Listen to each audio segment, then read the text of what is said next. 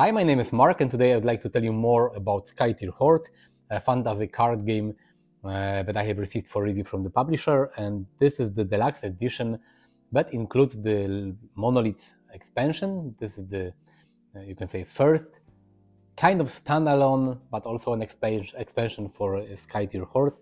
There's another one called Campaign that recently funded on GameFound. And Skytear Horde is a, as I said already, fantasy card game that you can play solo and cooperatively and competitively, but basically it works best solo, and I'm very happy. Perfect game for my channel. In this game, you are trying to defend your kingdom and your castle against hordes of enemies coming through a portal, and you have defeated the final boss as well. You have different enemies, different hordes, different bosses, and different player decks and factions, and each time you play the game you can choose a different combination and you will have a unique experience. I have already published unboxing of this box here. You will find link in the description, so I will, if you want to see what's inside, watch this unboxing video. Today, in a second, I will tell you how the game plays, and then I will tell you my opinion on this game. This is Skytear Horde prepared for a solo game. I will first talk about solo, because I think this is the recommended way to play this game solo, but of course you can play this game cooperatively with two players or competitively where one player is the evil horde and you, the good guys, are trying to defeat the horde. In solo you play, of course, against the game. What you see on the table is the deluxe edition of this game. This is the base game with the Monoliths expansion. The deluxe edition. The difference is that you get the neoprene playmat, and the tokens here are acrylic plastic tokens. In the regular edition of the game you don't get a playmat, you have just this cardboard, you can say, lane that you place on the table, and that's it. And you get the cardboard tokens instead of the nice acrylic ones. The playmat is quite useful because it nicely organizes the play area of the game. The goal of the game is to defeat the horde. There is a portal and the horde comes through the portal. You have enemies and you have a boss. Your goal is to defeat the boss. Of course, you have to defeat the other enemies during the game as well, but your main goal is to defeat the boss, because this is how you can win the game. You have to defeat your own castle, because if the castle loses or health, you will lose the game. And you have your deck of cards. If this deck of cards runs out of cards, you also lose the game. So you lose when you are out of cards, or your castle loses or health, and you win by defeating the outsider, the boss in the game. This game is quite cool because there are 4 different factions in this game. I will play the blue faction. This is the one recommended to play for your first game, and I will play against the Monoliths Horde. Horde is a set of enemies, and each time you play the game you can choose different set of enemies. You have, from what I remember, 8 different sets of enemies. You have 4 factions. Each faction has got 2 decks of cards, so you have 8 player decks, 8 hordes, and tons of outsider of enemies. Every time you play the game you choose 1 horde, 1 boss, and 1 player faction when you play solo. So there are a lot of different options and possibilities, and each combination gives you a different feeling how to play the game. So you have the horde, the deck of cards with the enemies. You have the portal. This is a portal dedicated for solo, and the portal tells you how much mana you gain each round. This is the health of the portal, because in the game you have to defeat the portal in order to lure the boss, the outsider, to the battle area in the game, so you can defeat it. It has got stage 1, stage 2, stage 3, and stage 4. You have 4 different minions. The minions are located here, and the minions, you can think of minions as enemies like enemy infantry that comes through the portal, not some very specific unique bosses, but you know, the meat, the army that constantly is trying to defeat you and that tries to flood the battle area. So you have 4 minions, you can never defeat them, they have this health token on them. The more health tokens they have, the more dangerous they are, but even if you remove all the health tokens from the 4 minions, they just move back here and wait, and you cannot fully defeat them. You have your boss. This is the purple circle, the boss for this game. The boss has got some attack points. This one doesn't have. Normally some bosses they have attack value, and this is the health, and this is some kind of ability that affects the game. Reinforce 3 at the start of the game. I have done it already. I have added 3 health tokens to different minions, and armor 1, it means that it always gets 1 damage less. But the boss is here, and until you defeat the first stage of the portal, the boss will not come to the game, and will wait here. Minions, portal, horde deck. Here is your castle. Your castle has got a unique ability like exhaust, pay 1 mana, and you can summon 1 exhausted troop token. Troop tokens are the special tokens like your army tokens with 1 attack value and 1 health, and you can summon them on the battlefield if you exhaust your castle. Your castle also has got 20 life points. You track them here. If life points of your castle go to 0, you lose the game. And you have your deck of cards, the Alliance deck with these blue factions here. Each card has got cost. This is the number of mana points you have to pay to play this card. This is the attack value, how much damage this card deals, and these are health points, and they tell you how much damage you can get before this unit dies. So how you play this game? At the start of each turn, you will gain mana. The number of mana you gain is written on the portal, so it's 4. So I will get 4 mana. Second thing that you will do in this horde phase of each turn, you will summon cards from this deck. The number of cards that you summon is written always on the portal here on the top. It's 1. Each turn you will rotate this portal clockwise, so like this, like this, like this, like this. And each time the number on the top will tell you how many cards you have to play. Here is 1, so I will take just 1 card and I will play it. This is a monster monolith. It has got 1 attack value and 4 life points. The special ability says fight, Onikai minions gain 1 life point and charge right. But this happens when we will have fight. Right now we have no fight. When you place a new enemy, you try to place it on the leftmost free column. You have 4 columns here where you will place cards. On the top you will place enemies, on the bottom you will place your ally cards. And this is basically end of the horde phase. You also have to rotate the portal 90 degrees to the right. And if there are any cards in the outsider pile, there are no at the start of the game, you have to summon them to the battle area as well. We can skip it now. Now there is the alliance phase. In alliance phase you can pay mana, you have 4 mana points, to play different cards. For example, I can pay 3 mana to play this unit. It has the special ability exhaust where I can do different things, but right now I will play it here. I will pay 3 mana. I can play this last of the pack ally as well. After an ally is destroyed, last of the pack gains 1 temporary attack. I will put it here. I will pay 1 mana. So I have 0 mana, I play 2 cards, and that's basically it. What other things I can do in my ally phase? I can exhaust cards. I can exhaust a card. By exhaust it means that you push the card down. It means this card is exhausted, and you can exhaust a card to move it to a different lane, a different free lane here. You can exhaust 2 cards to swap places. You can exhaust a card to activate a special ability that says exhaust. You can exhaust a card to lure one of the minions from the here back area to the battlefield.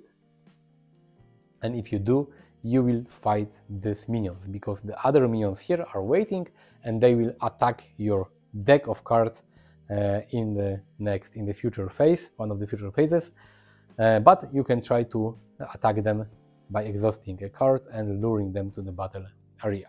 You can also exhaust your castle to draw one card from this deck. One very important thing in Skytear Horde is that you don't draw new cards at the end of each turn.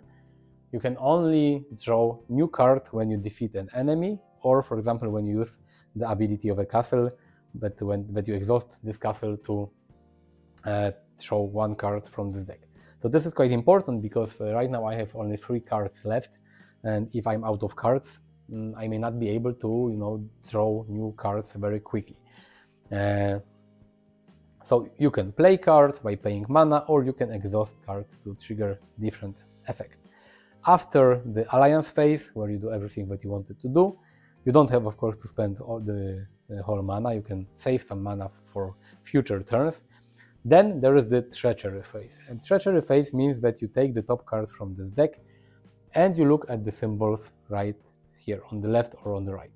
If you have a sword, the leftmost or rightmost enemy monster gains some temporary attack, and it means that it will hit you harder during the combat.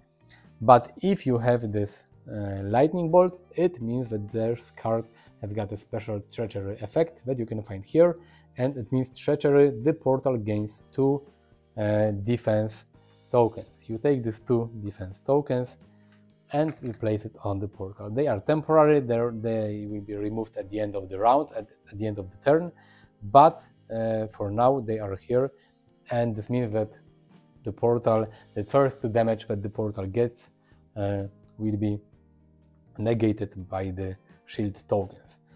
So we trigger the treachery, and that's it. You don't look at any other text on the card, just the treachery card. And then we have the fight phase. This card says fight Onikai minions gain 1 health. Here we have Onikai minions, and they charge right. It means that they move to the rightmost position on the battle area without any monster, and they will try to attack you. So, how the combat works? If you have 2 cards opposite each other, they fight with each other. This card deals 1 damage. So my ally gets 1 damage here. My ally has got 1 sword. It also deals 1 damage to the plated monolith. Here we have the next lane. I have last of the pack. It deals 1 damage to those minions. So they have 0 health, they are defeated. And of course they had this 1 heart, and if they have 1 life point, they deal 1 damage to me. So I get 1 damage here. The combat happens at the same time, so I deal damage to them and they deal damage to me. I manage to defeat those minions. They go back here, and I receive I can draw 1 card from my deck, and this card has got 1 hit, 1 more hit, and this card will be gone. No enemies here, no enemies here, no enemies here. Here we have Onikai minions, because they don't have any player card opposite from them. They will deal 3 damage, and they will damage my castle. If there are units opposite each other, they fight with each other. If I would have a unit and there is no enemy unit in front of me, I will deal damage to the portal.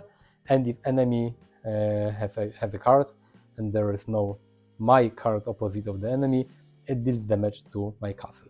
So this is how combat works. At the end of the combat phase, you have to go to the pillage phase, and pillage phase means that all the monsters here, all the minions here that have life points, they will pillage, and by pillage it means that they will remove cards from my deck. 1, 2, 3, 4, 2 minions, 4 damage, 4 pillage value together, they remove 4 cards. And remember that if this deck runs out of cards, you lose the game. So this is what they did in the pillage phase. And now the minions that were engaged in combat, they move back here because they were engaged in combat, they dealt damage to my castle, and they didn't pillage my deck. Now they go back here. And this is the end of the pillage phase, and now we go to the end phase. All the temporary tokens are removed. All the exhausted cards are ready, so you can exhaust them again in the next turn to do different things. You have to discard cards down to 7. If you have more than 7, you have to discard those cards. And we start another turn. Another turn, you gain mana, you play Horde cards, then you play your own cards, then the treachery phase, and so on and so on. Your goal is to defeat the outsider, and the Horde wants to defeat your castle and remove all the cards from your deck. If your deck runs out of cards, you lose. If the castle loses all health, you lose as well. And this is basically the solo mode. As I said, different Horde decks in the game box, different player decks, different enemies, and you can combine them however you like. Different difficulty levels by constructing the Horde deck. One of the changes in this edition, because Skytear Horde Monoliths has got some changes in the rules compared to the first base game. One of the changes is that the difficulty level is not set by choosing portals, because in the first edition of the game, in the base game, you had different portals and they had different difficulty levels, and depending on the portal you choose, sometimes you had to draw more Horde cards or you get less mana. Right now there is only one portal for each game mode, like this one is for solo and you always get this portal here, but you can adjust the difficulty by constructing the Horde decks. And each Horde card has got this icon at the bottom. Here are some white cards, brown, we have purple and black. And depending on the cards that you add to the Horde deck, you have different difficulty levels. The rulebook exactly tell you which cards you have to add to the Horde deck in order to have different difficulty of the game. So you can adjust the difficulty by constructing this Horde deck. Another major change in the new edition of the game is that if you defeat some monsters and you have some like holes in the enemy area, you don't move everything to the left. In the first edition, if you, for example, had enemy here and here, but there was no enemy here, at the end of the round you have to move everything to the left. Now the enemies stay where they were left. And another change from the first edition of the game is that you have this exhaust, you can say ability, and the exhaust keyword. And if you exhaust a card, you cannot exhaust it again to do different things. So you have to be more strategic, because if you, for example, exhaust a card to trigger an ability, then you cannot exhaust it again to fight a minion that's waiting on the board here. So you can only exhaust card once during each turn. So you have to be careful how you use the exhaust ability. This is the solo version of this game. You can play this game cooperatively. Each player has got a different deck of cards, a different faction, and you together, both players try to defeat the Horde. There is a different portal, not for solo but for co-op, and you have to defeat the Horde. If the castle again loses all health or the decks are out of cards, you lose the game. And you can also play this game competitively, and you can play a competitive 2-player or 3-player game. And in a competitive game, the Horde is not controlled by the game, but it is controlled by a player. A player has got a special set of action, the player gains mana, the player decides which card, the Horde cards he or she will play and where. Horde player can trigger special effects, and you can play a 2-player competitive game where one player is Horde and one is Alliance, or you can play a 3-player competitive game where 2 players together fight with the 3rd player who plays as the Horde. But in my opinion, the solo mode is the best and the most important way to play this game. So now you know how it plays, let's go to the summary. Now you know how to play this game, and I have to say that Skytear Horde is a great game. I really love this game. I played this base game of this game, I played the prototype of this game, and now I have this deluxe edition with Monoliths, and it's a great game. It's not perfect, it has some cons that I will tell you about in a second, but I really like it. So what are the pros? It works great solo. This is a game designed for solo gamers, and you can feel it. It's not a mode that was added during development. It plays solo really great. It has an interesting and fun gameplay. All different hordes and the player factions, they feel differently. You have this cool mechanic. This is not a deck builder because you start with a full deck of cards, but you lose the cards during the game, and you have less and less cards. If you lose all the cards, you will lose the game. So this is kind of not deck building, but rather a deck deconstruction game, a really cool mechanic. It has amazing replayability. You have a lot of 8-player decks, 8 horde decks, different outsiders, different bosses. You can mix it together, and there are so many options.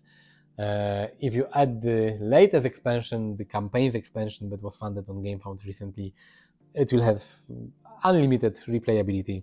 The deluxe edition that you see here has great components. You have neoprene mat, you have card dividers, enough space for sleeved cards, you have plastic tokens. If you are curious what's inside, watch my unboxing video, but the component and the quality is great. The gameplay is fast. You can, in 45 minutes, you can set up the game, play the game, put it away. With this storage solution here, you have a tray for the tokens, you have card dividers, so setting the game up is really fast, and it's a quick card game, so it's nice. And there are many ways to play the game. I prefer solo, of course, but you can play a co-op, a 2-player co-op, or you can play a competitive game with 2 players or 3 players. So you have different ways to play the game. And what are cons of the game? Not all rules and card abilities are intuitive. Sometimes I had to check different things on Board Game Geek. So be prepared to, be prepared to check Board Game Geek for some cards and abilities and some effects on the game, because not everything is clear by reading the rulebook and the card itself. To play the latest edition of this game, the one you see here with the latest rules and the new portals and the new difficulty levels, you have to get the Monoliths expansion, basically, because with Monoliths expansion you have the new rulebook, new portals, new horde cards, enough horde cards to create different difficulty levels. So if you have the base game and you want to experience the best Skytear Horde, you have to buy the Monoliths expansion, and it's not that cheap. If you check GameFound, you have to pay, I don't remember how much exactly, but it's not a cheap game. And the third con for me is that sometimes the game can be random, because a lot of success in this game depends on your card draw. When you draw cards from your deck or from the horde deck, if you have bad luck and you get a very powerful horde card at the start of the game, it may be difficult to win the game. Or if your cards, you are not lucky with drawing your own cards, and for example you get cards that are expensive to play, you have to pay a lot of mana to play them, you may lose the game quite quickly. So there is some randomness in this game. If you don't like randomness, I'm not sure if the game is exactly for you. But to wrap it up, I love Skytear Horde. It's a great game. Sometimes I wish it doesn't have the Skytear name in it, because I think that some people think that this is the expansion for the board game, and they are not interested in Skytear Horde, and they have no idea that this is a separate, amazing solo and cooperative card game. I think I like it even more than Eon's End, a card game for a lot of solo gamers. This is really great, a lot of replayability, smart gameplay, clever mechanics, different factions, different enemies. If you add the latest expansion called Campaigns, that was funded on GameFound recently, you will have unlimited replayability and really cool, really clever game. If you like fantasy deck building games, you should try it. Remember that the base game and the Monoliths expansion and the campaign expansion, they are standalone expansion. you can combine them together, but you can just buy Monoliths. For example, if you want to experience Skytear Horde, you don't need to buy everything. But if you like this game, you will want to have everything. I plan to get the campaigns expansion because I love Skytear Horde. Great game. Click the like button if you like this video. Subscribe to my channel. I will be very happy if you subscribe. Visit me on Facebook, on Twitter, on Instagram. I post a lot of content on the social media, and click the like button for the YouTube algorithm. Thank you for watching. See you next time. Bye.